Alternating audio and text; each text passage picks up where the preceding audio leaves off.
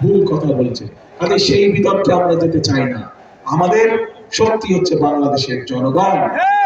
আমাদের শক্তি যেহেতু বাংলাদেশের জনগণ, সেই জন্য বাংলাদেশের জনগণের কাছে আমরা ফিরে যেতে চাই। আমাদের শক্তি যেহেতু বাংলাদেশের জনগণ, সেই জন্য বাংলাদেশের জনগণের কাছে আমরা ভালো মন্দ যা কিছু আছে সবকিছু রায় আমরা বাংলাদেশের মানুষের কাছে রেখে দিতে চাই।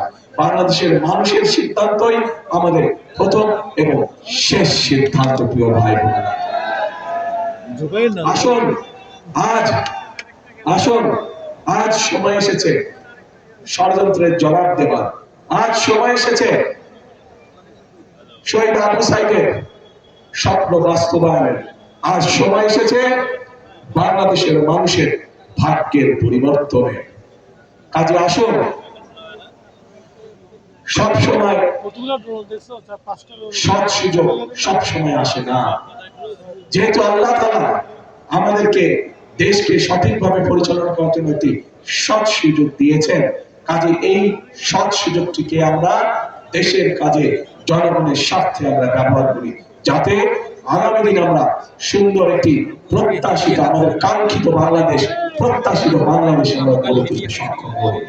এবং সে কারণে প্রিয় ভাই বোনেরা, এই দেশকে গড়ে তুলতে হলে আমাদের সকলকে একসাথে পরিশ্রম করতে হবে।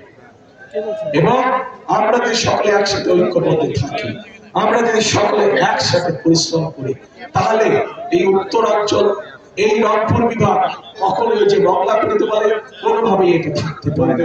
অনুন্নত বলে, উন্নয়নের ছড়ে বলে কোনোভাবেই এটা থাকতে পারে না। এই অবস্থান আমরা এইবারে ইনশাআল্লাহ পরিবর্তন করতে পারবো আপনাদের যদি সমর্থন আমাদের সাথে থাকে, আপনাদের সমর্থন ধানের শীষের পক্ষে থাকে। ইনশাআল্লাহ এই পরিস্থিতির পরিবর্তন আমরা এবার ইনশাআল্লাহ করব।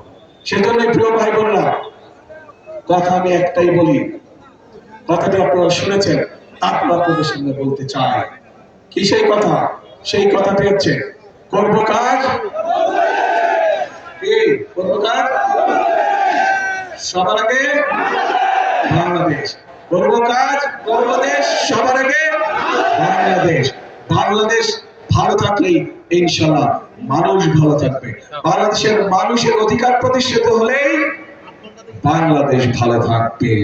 প্রিয় ভাই বোনেরা, আসুন আজকের এই নির্বাচনী জনসভা শপথ আমরা আবু সাইদের সেই কাঙ্ক্ষিত প্রত্যাশিত বাংলাদেশ গড়ার কাজে ইনশাআল্লাহ আগামী মাসের 13 তারিখ থেকে আমরা কাজে হাত দিব। এই হোক আজকের নির্বাচনী জনসভার প্রতিশ্রুতি। আল্লাহ হাফেজ। বাংলাদেশ জিন্দাবাদ, বাংলাদেশ জাতীয়তাবাদী দল জিন্দাবাদ। ও রাইট রাইট রাইট ভাইরা।